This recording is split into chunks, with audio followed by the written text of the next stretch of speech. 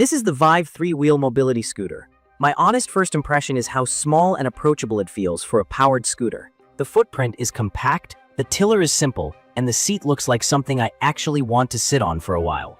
The controls are basic in the best way. A key switch, a speed dial so I can cap my top speed, an easy forward reverse lever, a horn, and a headlight switch. If you're new to mobility scooters, that's pretty much all you need to get rolling without feeling overwhelmed. Key features that matter in real life stand out right away. The three-wheel design gives it a tight 2.6-foot turning radius, which lets me swing through doorways and make U-turns in hallways that would stall a four-wheel scooter. The seat is 17 inches wide, lightly padded, covered in easy-to-clean vinyl, and it swivels. The swivel plus flip-up armrests is a big accessibility combo because I can sit from the side and rotate into position instead of twisting my back. The basket on the tiller is sturdy enough for a water bottle and a small grocery run. And the tires are flat-free and non-marking, so they won't scuff floors. From my experience, maneuvering indoors is where this scooter shines. I can drift around a kitchen island, slip through tight retail aisles, and park at a table without doing a 12-point turn. The speed tops out around 3.7 miles per hour, which is brisk walking pace. I keep the dial turned down indoors so the throttle responds gently, then open it up out on smooth pavement. Stability feels fine on flat surfaces, but I'm careful when I cut tight corners at speed because a three-wheel layout can feel a bit tippier than a four-wheel on a sharp turn. Portability is the other big reason I went with this model. It breaks down tool-free into a few chunks I can manage: seat off, battery out, front and rear sections separated, tiller folded. The heaviest piece is about 29 pounds, which I can lift into a trunk without contorting. In my opinion, the off-board charger is the unsung hero. I leave the frame in the car or garage and carry only the battery inside to charge. That's how a travel scooter should work day to day. The spec sheet lists the product at about 38 by 20 by 20 inches and around the 80-pound mark assembled. But the important part is, I don't have to lift it all at once. Range is listed at up to 12.4 miles with the two 12Ah sealed lead-acid batteries. Real life is different for everyone, but with my setup and mixed indoor-outdoor use on smooth surfaces, I've seen several miles per charge without anxiety. I did follow the battery conditioning tip: long initial charge, then a few full use and charge cycles to get them to peak performance. I also learned not to let the battery sit empty. If I ride, I charge that night. Now the honest downside.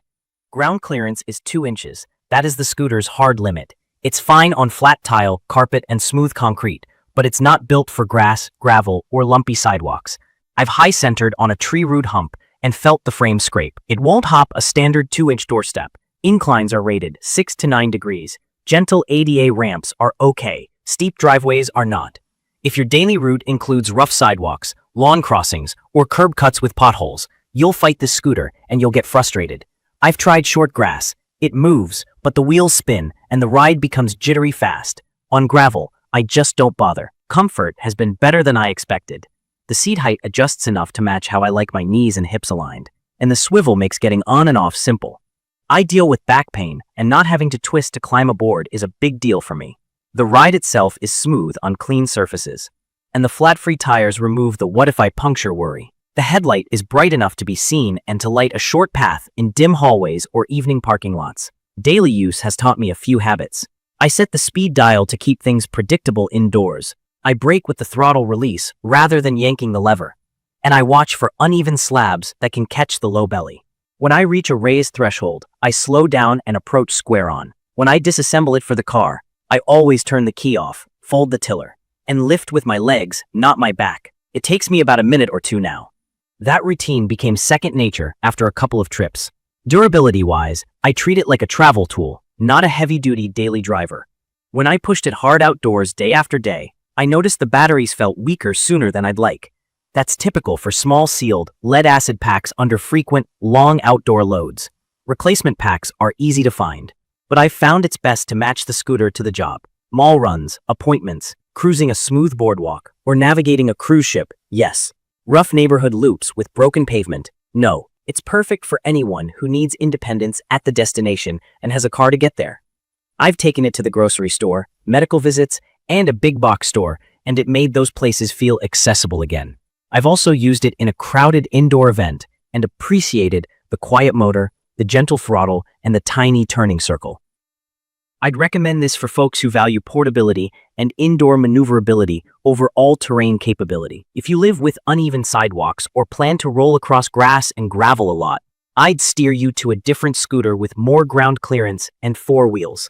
A couple of quick specs the listing highlights. It's made by Vive Health, first available in 2019, and it sits high on the powered mobility scooters chart with thousands of reviews averaging around 4.3 stars. Those numbers line up with my experience. Lots of happy owners who use it as intended, and some frustrated ones who expected it to handle rougher terrain. In my opinion, the central trade-off is crystal clear. The designers kept the pieces light and the frame compact, so I can lift it and store it easily. That choice also sets the 2-inch clearance. If you accept that, this scooter is excellent at what it's built to do. If you try to force it into outdoor bumpy territory, you'll find the limit quickly. In conclusion, the Vive 3-wheel mobility scooter nails portability, simple controls, and indoor navigation. From my experience, respect the ground clearance, keep to smooth surfaces, charge regularly, and it will deliver reliable independence without fuss. If your lifestyle matches that car-to-destination routine, it's a smart buy. If not, look at a 4-wheel model with higher clearance and be ready for heavier parts and a wider turning circle. I will leave all the information about the Vive 3-wheel mobility scooter in the comments. I hope to see you again in the following videos.